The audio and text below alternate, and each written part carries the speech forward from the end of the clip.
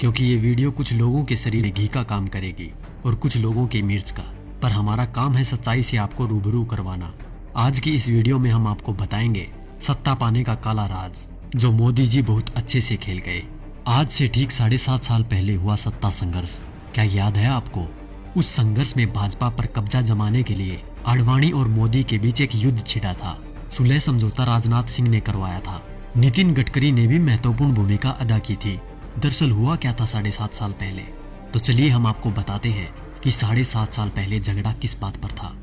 दरअसल बात ये थी कि लाल कृष्ण आडवाणी, जो कि भाजपा के सबसे वरिष्ठतम सदस्य हैं, उन्होंने भाजपा के सामने ये शर्त रखी कि वो उन्हें प्रधानमंत्री पद का उम्मीदवार बनाए। लेकिन नरेंद्र मोदी बिगड़ गए। नरेंद्र मोदी ने सीधी धमकी दे डाली कि अगला प्रधानमंत्री पद का उम्मीदवार उन्हें ही बनाया जाए, और वो भी इसी महीने। ये सुनकर सब सकते में आ गए। खबर जैसे ही दिल्ली पहुंची, आनन फानन में भाजपा हाईकमान की मीटिंग हुई।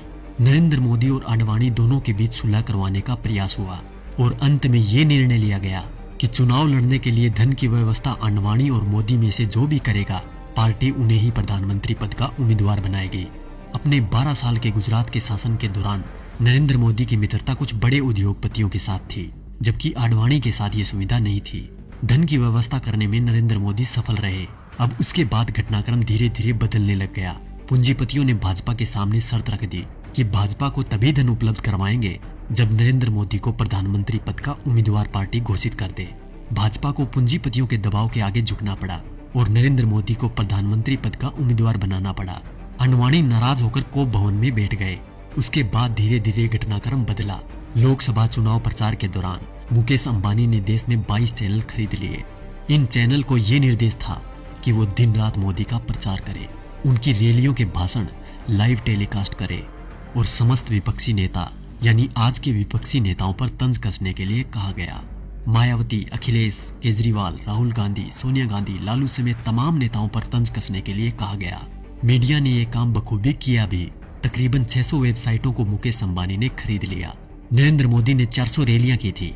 इन रैलियों का खर्चा अपने 67 पूंजीपति मित्रों के द्वारा उठाया गया। नरेंद्र मोदी को चुनाव प्रचार करने के लिए एक हेलीकॉप्टर दिया गया था। यह हेलीकॉप्टर चुनाव प्रसार के लिए अडानी ने दिया था। जैसे ही परिस्थितियां थोड़ी बदली, देश के प्रधानमंत्री मोदी जी बन गए। अरे मित्रों, मैं तो पीएम बन गया। पीएम बन के कैसा तन गया। ये विक्ट्री मेरी देखो, ये हिस्ट्री मेरी देखो, जैसे मॉडल मेरे गुजरात का। उसके बाद सिलसिला हुआ कर्ज उतारने का। तो सुनिए क्या क्या हुआ। अडानी को ऑस्ट्रेलिया के क्वींसलैंड शहर में खनन के लिए 600 करोड़ का कर्ज नरेंद्र मोदी ने दिलवाया। उनके पिछले 67,000 करोड़ के लोन को माफ कर दिया गया।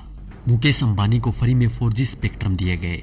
इसके अलावा मुकेश अंबानी की कंपनी पर पिछली सरकार द्वारा लगाया गया जुर्माना माफ कर दिया गया। उनके भी कुछ कर्जों का राइट ऑफ कर दिया गया। दैनिक जागरण अखबार ने लोकसभा प्रचार के दौरान नरेंद्र मोदी का बखूबी साथ दिया था, इसलिए इस अखबार के मालिक को मोदी जी ने राज्यसभा में शासन बना दिया। दैनिक भास्कर अखबार, जिसके मालिक वेदांता कंपनी है, उसको मोदी जी ने छत्तीसगढ़ में कोयले की खदान दिलवा दी। जी न्यूज, जिसने दिन रात नरेंद्र मोदी का प्रचार किया और आज भी कर रहा है, उसके मालिक सुभाष चंद्रा को भाजपा ने राज्यसभा शासन बना दिया। और अब बात करें किसान और गरीब लोगों की, तो शायद उनके बारे में मुझे बोलने की जरूरत ही नहीं, क्योंकि सभी नेता कोई भी पार्टी का हो एक ही बात बोलता है, कर्ज माफ, लोगों को नौकरी और लड़कियों को सम्मान। तो क्या हुआ भाई साहब, कर्ज तो आप सभी का माफ हो ही गया होगा और नौकरी भी लग गई होगी, आराम से घर बैठकर खाने की। वैसे देखा जाए तो हम जवानों को इस फोन से फुर्सत मिले तब ना। 4G की लहर ऐसी आई है, हमारी आवाज तभी निकलती है जब टिकटॉक और PUBG बैन हो जाए। वैसे भी टिकटॉक के बैन होते ही अंबानी ने 5 बिलियन का ऑफर दे दिया टिकटॉक को कि हमें बेच दो, हम खरीद लेंगे। और रही बात PUBG मोबाइल गेम की, तो PUBG बैन होते ही खबर आई कि हम 4G गेम मैदान में उतार रहे हैं। अच्छी बात है, मेक इन इंडिया होना भी चाहिए, पर शायद अब इस गेम से युवा गलत दिशा में नहीं जाएंगे, क्योंकि इसको गंगा के जल से धोकर लॉन्च किया जाएगा। तो देखा दोस्तों, ये थी खबर। बाकी जो मीडिया दिन रात आपको दिखाता है वो तो सिर्फ उसका प्रचार है। साथियों, ये खबर हर फोन में होनी चाहिए, जिससे कि बीजेपी की इस करतूत का सबको पता चल जाए। देश हित के लिए जनहित में जारी।